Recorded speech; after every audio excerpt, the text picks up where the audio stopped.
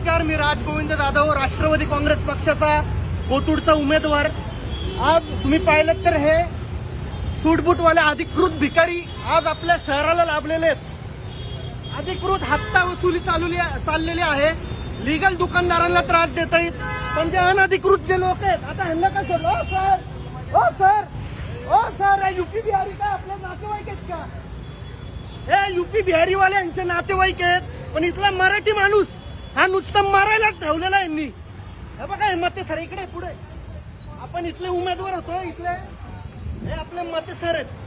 UP बिहारीवाले यांचे नातेवाईक आहेत, पण जो व्यापारी अधिकृतपणे टॅक्स भरतो, भाडा भरतो, लाईट बिल भरतो, त्यानंतर जीएसटी वगैरे जे काही भरतो, त्या व्यापाऱ्याला त्रास द्यायचं काम हे अधिकारी करते। सूटबूट मधले भिकारी बघू शकता, सूटबूट मधले चोर बघू शकता तुम्ही। मी इथला राष्ट्रवादी काँग्रेस पक्षाचा उमेदवार होतो, राजगोविंद जाधव। चेहरा घ्या सगळ्यांचा। युपी बिहारीवाले यांचे नातेवाईक आहेत, युपी बिहारीवाले यांचे नातेवाईक आहेत, त्यांच्यावर कारवाई होत नाही।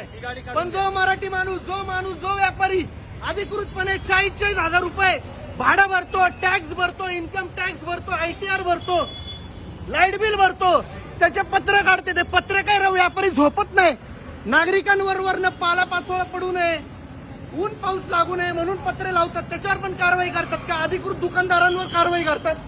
या अधिकृत भिकाऱ्यांचा तुम्ही सगळ्यांनी फोटो घ्या, पडदे।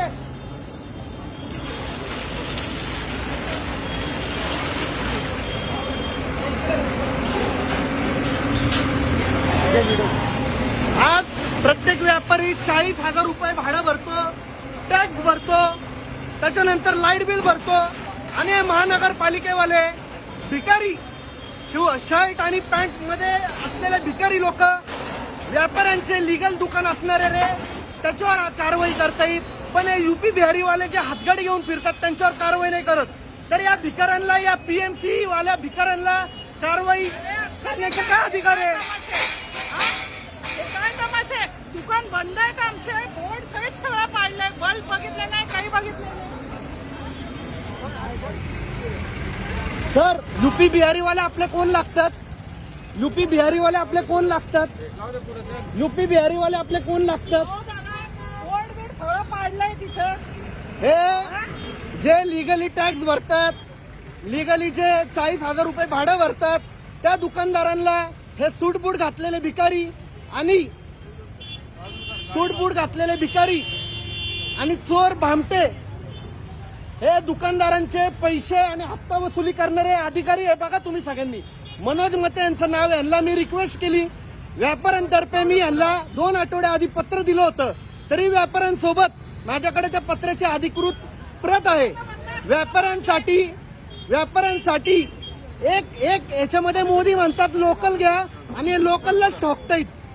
उपयोग काय या अधिकाऱ्यांचा? असं युपी बिहारीवाल्यांना सोडायचं, हातगाडीवाल्यांना सोडायचं, आणि अधिकृत काम करणाऱ्या अधिकृत व्यापाऱ्यांवर कारवाई करायची। असे सूटबूटवाले बुलटे अधिकारी यांना तुम्ही बघू शकता। यांना व्यापाऱ्यांतर्फे मी पत्र देखील दिलं होतं, तोडगा काढा व्यापाऱ्यांवर, पण यांनी ऐकलेलं नाहीये। डायरेक्ट कारवाई करतायत व्यापाऱ्यांवर। 40,000 रुपये आज यांना 14 तास जर एका जागी बसवलं तर यांची ततपप होईल, पण व्यापाऱ्याचं यांना दुखणं माहित नसतं। फक्त व्यापारी दिसला म्हणजे त्यांच्यावर कारवाई करा। काही काय म्हणाल तुम्ही? यांनी चुकीचं काम केलंय। इथं सकाळी दुकान बंद आहे आमचं, इथं धंदे आहेत का? रस्त्यावर बघा किती गर्दी होती, ती पहिली बंद करा ना तुम्ही।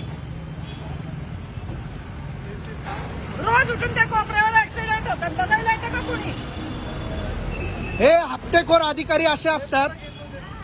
हप्तेखोर अधिकाऱ्यांचा चेहरा बघा तुम्ही, यथेच्छ सत्कार असं करावं लागणार आहे आपल्याला त्यांच्यावर।